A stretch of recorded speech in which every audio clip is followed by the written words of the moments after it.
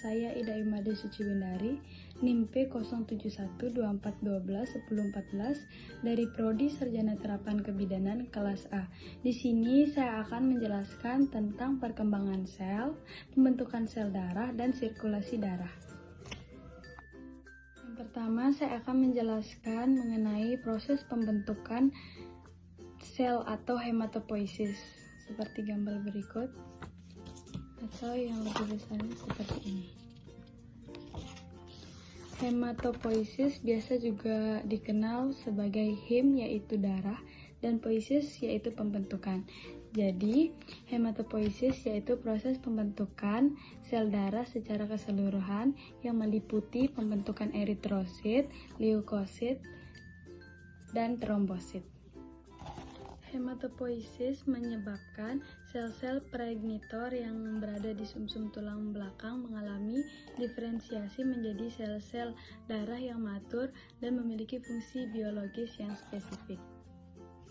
Proses pembentukan sel tersebut dibagi menjadi yang pertama yaitu eritropoiesis atau pembentukan eritrosit, lalu ada granulositopoiesis, lalu ada monositopoiesis, dan ada limfositopoiesis atau untuk pembentukan sel leukosit granuler, monosit, dan limfosit.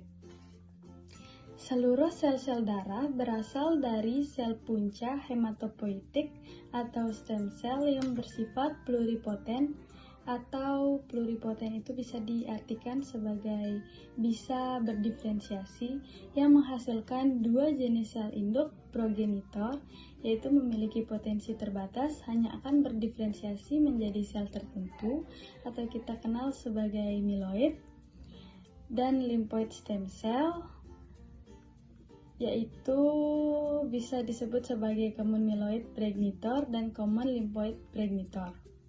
Myeloid stem cell akan berdiferensiasi lebih lanjut dan membentuk sel eritrosit, trombosit, granulosit, dan monosit. Sementara lymphoid stem cell akan berdiferensiasi dan membentuk limfosit. Lymphoid stem cell yang merupakan sel progenitor limfoid akan bermigrasi dari sumsum tulang merah ke timus. Seperti gambar ini. Sel punca akan berdiferensiasi menjadi beberapa bagian. Yang pertama yaitu sel punca menjadi sel myeloid atau sel tertentu. Yang pertama pembagiannya itu yaitu peritoblas, megakarioblas, eosinofil, basofil, myoblas, dan monoblas.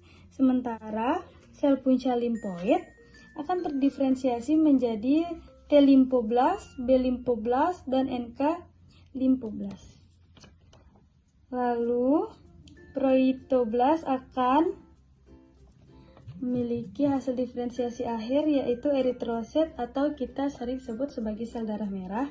Lalu megakarioblas akan berdiferensiasi menjadi trombosit. Lalu eosinofil akan berdiferensiasi menjadi eosinofil. Basofil akan berdiferensiasi menjadi basofil. Myoblas akan berdiferensiasi menjadi neutrofil.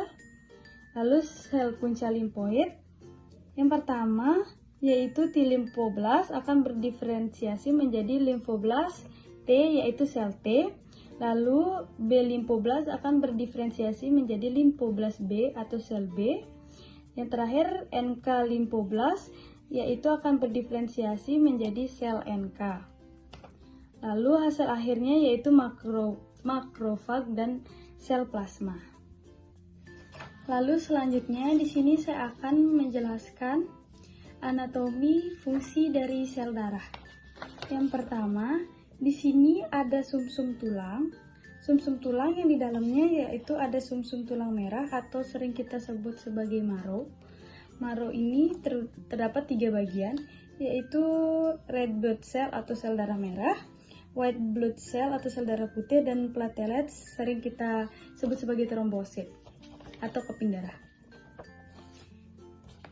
Red blood cell atau eritrosit berfungsi mengangkut oksigen karena di dalamnya terdapat protein berupa hemoglobin. Selain itu berfungsi mengangkut kembali karbon dioksida ke paru-paru.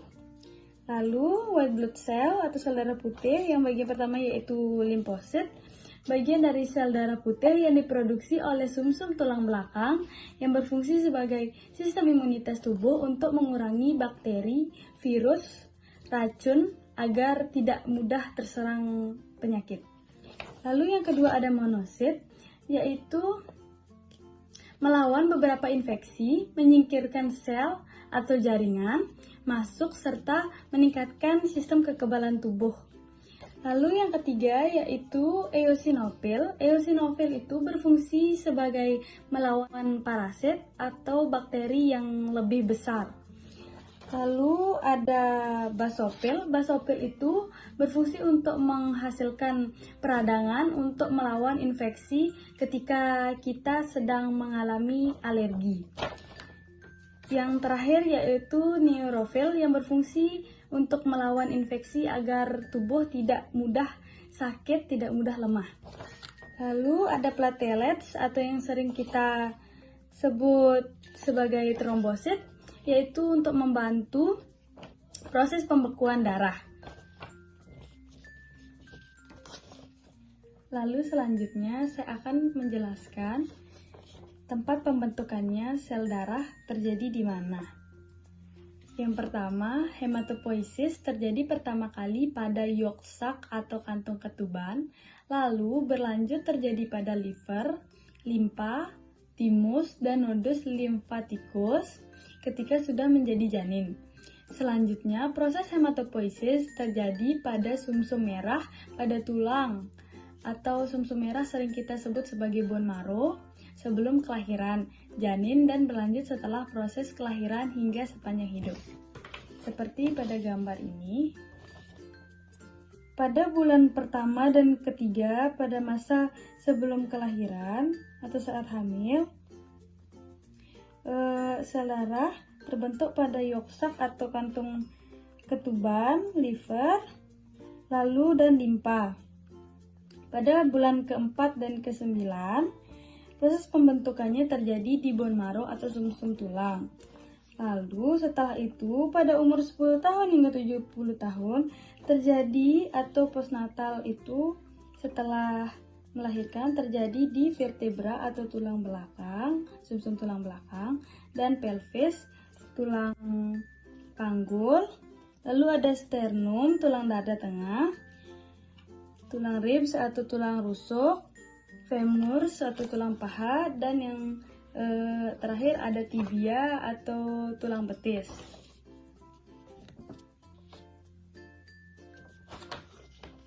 Di sini juga terdapat tulang-tulangnya.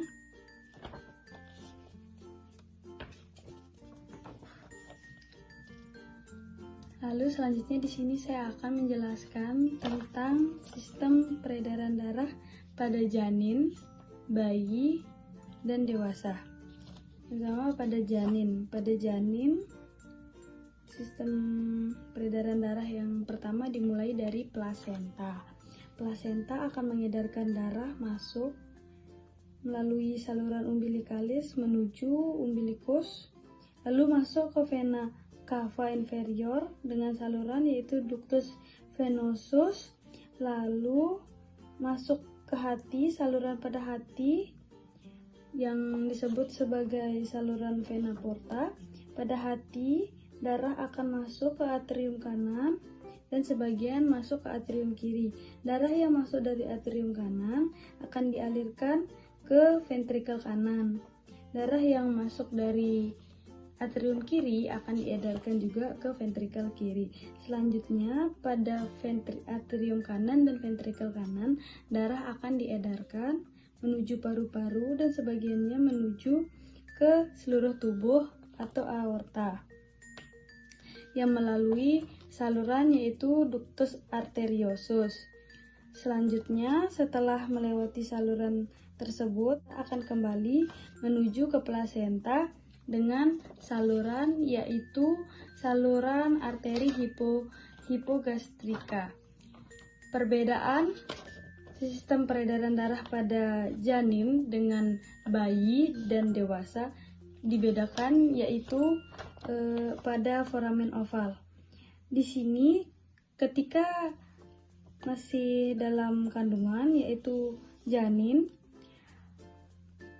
darah yang diedarkan dari atrium kanan menuju atrium kiri itu melalui satu katup, yaitu katup foramen oval.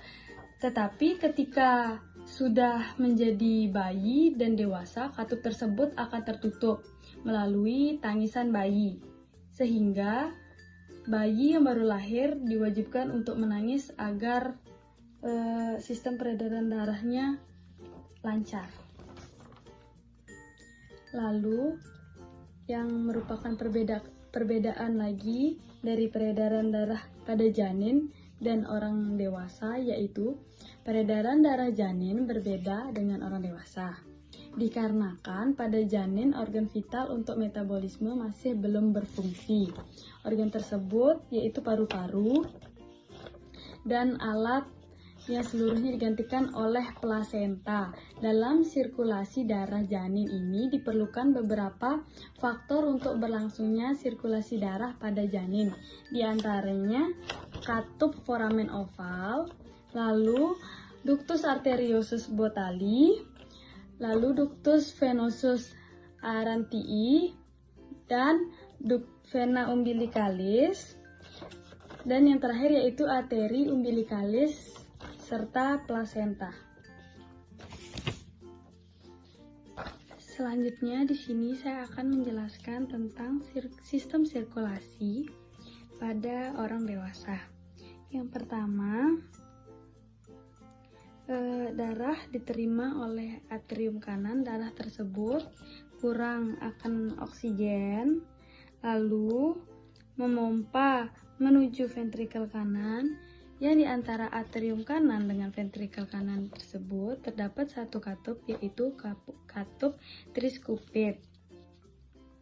Setelah itu, setelah darah masuk ke ventrikel kanan, darah akan dialirkan menuju paru-paru untuk diolah menjadi dari yang mulanya kurang akan oksigen, akan diolah menjadi kaya akan oksigen.